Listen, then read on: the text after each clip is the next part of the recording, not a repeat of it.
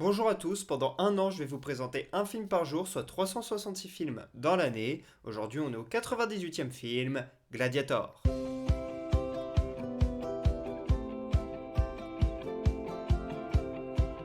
Gladiator est un film sorti en 2000 réalisé par Ridley Scott. C'est un péplum, ça veut dire que c'est un film qui se déroule dans l'Antiquité. Ici on est au 2e siècle et on suit l'histoire de Maximus qui est un général romain qui a les faveurs de l'empereur. L'empereur qui est Marc Aurèle, un vrai personnage. Donc là on est dans une fiction mais qui reprend des personnages historiques comme Commode, Marc Aurèle et puis également Lucilia. Et donc on a ce général romain Maximus qui a les faveurs de l'empereur Marc Aurèle. Et on a Commode d'un autre côté qui essaie de mener une trahison pour prendre le pouvoir de force. Donc on a une relation politique entre ces trois hommes. Et puis comme vous le voyez avec le titre du film Gladiator, il se pourrait qu'on ait des combats de gladiateurs bien sympas dans ce film, je ne vous en dis pas plus. Pour interpréter Maximus, à la base on devait avoir Mel Gibson, mais il a décidé de ne pas jouer dans ce film pour aller sur The Patriot, un film qui est cool mais qui est quand même beaucoup moins légendaire que Gladiator. C'est donc Russell Crowe qui l'a remplacé. Il était assez difficile sur tournage, notamment parce qu'il voulait réécrire des dialogues. Il a même déclaré les dialogues sont nuls, mais comme je suis le meilleur acteur au monde, je peux les rendre bons. Donc vous voyez un petit peu la mentalité, c'était très compliqué à gérer.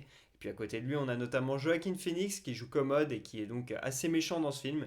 Moi, je l'ai connu dans des rôles de gentil un petit peu. Et là, justement, le voir dans un rôle de méchant, c'était pas mal du tout. Franchement, j'ai adoré sa performance. Et puis son fameux Am I Not Merciful qui est devenu une des répliques les plus légendaires du cinéma, qui est souvent utilisé comme un mème. Donc voilà, il est rentré dans la légende. Dans les années 60, le style peplum était très à la mode avec des films comme Ben-Hur et Les 10 Commandements par exemple. Mais depuis une cinquantaine d'années, ça se fait beaucoup moins. Gladiator, c'est l'un des rares peplums qui ait vraiment fonctionné. C'est une référence dans le domaine. Il a obtenu 11 nominations aux Oscars et a gagné 5 fois la récompense. Pour le meilleur acteur, évidemment, pour Russell Crowe. Le meilleur film, les meilleurs décors. Il y a eu 27 000 pièces de costumes qui ont été faites dans les 3 mois qui ont précédé le tournage. Un travail colossal. La récompense, elle est méritée. Et pareil pour le mixage son et les effets visuels. C'est vraiment fou ce qu'ils ont réussi à faire. Puis il y a eu 2 Golden Globes qui ont été gagnés, un pour le meilleur film dramatique et un pour la musique, qui a été compensé par le légendaire Hans Zimmer. Et Gladiator a récolté plus de 450 millions de dollars au box-office sur 100 investis, c'est un vrai succès. Et ce film il a été réalisé par Ridley Scott, celui qui a fait Alien, et également Thelma et Louise et Seul sur Mars, deux films dont j'ai déjà parlé cette année, et que je vous conseille, n'hésitez pas à aller voir les vidéos. Et d'ailleurs, 24 ans après avoir sorti le premier, il y a un deuxième qui va sortir, mais cette fois-ci on n'aura pas de Russell Crowe. Si je vous parle de ce film aujourd'hui, c'est parce que l'on fête les 60 ans de Russell Crowe, l'acteur qui joue Maximus, son plus grand rôle en carrière. Et Rusty, il est né en Nouvelle-Zélande, mais il a grandi en Australie. Et depuis le plus jeune âge, il a joué dans des films et des séries australiennes. C'était déjà quelqu'un d'assez connu là-bas. Et de 1990 à 1992, il a remporté 3 Oscars australiens consécutifs. Donc là, il était au sommet du cinéma australien. Et il a décidé de partir aux États-Unis dans sa vingtaine d'années, justement. Il a démarré avec des films comme Mort ou Vif et LA Confidential, par exemple. Au tournant des années 90, Russell Crowe est l'un des acteurs les plus en vogue. En 1999, il fait Révélation, un film de Michael Mann dans lequel il partage l'affiche avec Al Pacino. En 2000, il fait donc Gladiator. Et en 2001, il fait Un homme d'exception. Et pour ces 3 films, il obtient 3 nominations aux Oscars et 3 nominations au Golden Globe. Il gagne l'Oscar pour Gladiator et le Golden Globe pour Un homme d'exception. C'est donc là son grand moment d'apogée. Mais ça n'a pas duré très longtemps, puisqu'après, dans les années 2000, il a fait quand même quelques bons petits films comme Master and Commander, Une grande année par exemple. Mais ça s'est très vite essoufflé et depuis une grosse quinzaine d'années, c'est beaucoup moins bien en termes de filmographie ce qu'il a pu faire.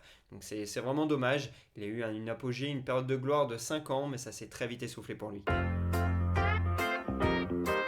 J'ai un lien très particulier à ce film que j'ai vu en avril 2022 quand j'avais 21 ans. Ça faisait des mois, voire même des années que j'entendais parler de ce film, qu'il fallait que je le voie.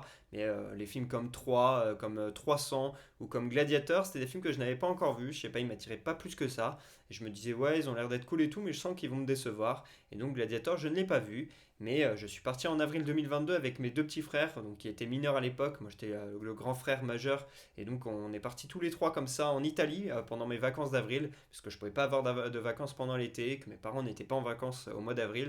Donc, on a pris 2 semaines. On a fait l'Italie, un road trip. On a fait les 5 terres, Milan, Pise, Florence. Et on a fait Rome. Et on a visité le Colisée, bien évidemment. C'était excellent. On a adoré. Tout le forum romain, c'était vraiment exceptionnel. Rome, j'ai adoré. Et donc, le soir, je me suis dit, bon bah je vais me regarder Gladiator, puisque mon petit frère l'avait vu, il m'avait dit attends, faut absolument que tu le regardes. Et en parlant, etc., il me dit on est à Rome en ce moment, il faut vraiment que tu le vois ce soir, parce que le voir dans ces conditions-là, ça va être parfait. Et donc j'ai vu ce film à Rome un soir, on était dans un camping, et donc je l'ai regardé comme ça, juste après avoir fait la visite du Colisée. Donc à tout jamais, je me souviendrai de ce visionnage. Je mets un 20 sur 20 à ce film, déjà parce que j'ai un lien particulier avec lui, comme je viens de vous le dire. Les conditions dans lesquelles on voit un film, ça nous touche forcément à chaque fois, et ça influence la façon dont on voit le film. Là, je pense que je pouvais pas faire mieux en termes de conditions pour le regarder. Peut-être le voir dans un cinéma à Rome ou quoi, mais bon, je pense que j'étais vraiment pas très loin du meilleur moment pour le regarder. Donc ça a joué. Après, il y a beaucoup d'émotions dans ce film, on est hyper attaché au personnage et à son évolution, etc. Le méchant est très charismatique et voilà, on le déteste, donc ça fonctionne complètement. Il y a du suspense jusqu'à la fin, il y a des scènes d'action absolument incroyables entre différents gladiateurs, c'est vraiment exceptionnel de ce côté-là. La retranscription du monde de l'époque est super bien faite, on est vraiment replongé. Comme je vous l'ai dit, 27 000 costumes faits en 3 mois, le travail il a été énorme, c'est pour ça que ça a été récompensé aux Oscars. Et bah voilà, ça se ressent dans le film, on a vraiment une belle reconstitution. Donc pour tous ces éléments-là, pour moi ce film est une masterclass, c'est exceptionnel. Et dans le style Peplum, c'est la référence absolue pour moi, donc je mets 20 sur 20.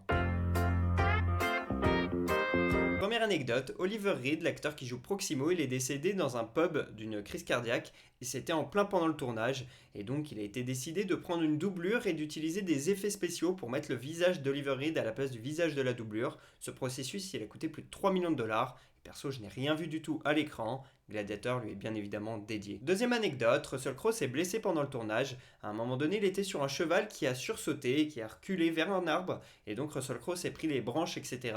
Et donc il y a pas mal de marques qui se sont retrouvées sur son visage et dans son dos, et donc justement certaines blessures que l'on voit à l'écran ne sont pas du maquillage. Troisième anecdote, 5 tigres ont été utilisés pendant le tournage pour une scène de combat face à Maximus, qui est joué donc par Russell Crowe, et il a été demandé à l'acteur de rester toujours à plus de 5 mètres des tigres, et il y avait des spécialistes, des vétérinaires qui étaient présents avec du tranquillisant pour intervenir en cas de problème. Personnellement, même si on me paye très très cher, je suis pas sûr d'être capable de rester tout près de tigres comme ça, même si je sais qu'il y a des vétérinaires ou quoi, je trouve ça hyper dangereux. Quatrième anecdote, pour jouer les scènes dans l'arène, l'équipe du film a utilisé 30 000 briques de terre marocaine, et pour ce qui est du mini colisée, il mesure 15 mètres de haut, il est fait en plâtre et en contreplaqué, il a coûté 1 million de dollars. Cinquième anecdote, dans une scène on voit une forêt brûlée, en fait il y avait la foresterie anglaise qui avait prévu de brûler une forêt en Angleterre, et Ridley Scott il a été les voir en leur demandant je peux la brûler moi-même pour le tournage, ça a été accepté, je suis pas sûr que 25 ans après ce soit toujours le cas, mais bon à l'époque c'est passé crème. Voilà pour ce 98e épisode d'Un jour un film. J'espère que je vous aurai donné envie de regarder Gladiator. Pour ma part, je vous dis à demain pour parler du 99e film de l'année. Et pour que vous sachiez de quel film on va parler, un petit indice, Tireur. Dites-moi en commentaire sur quel film on va parler. À demain.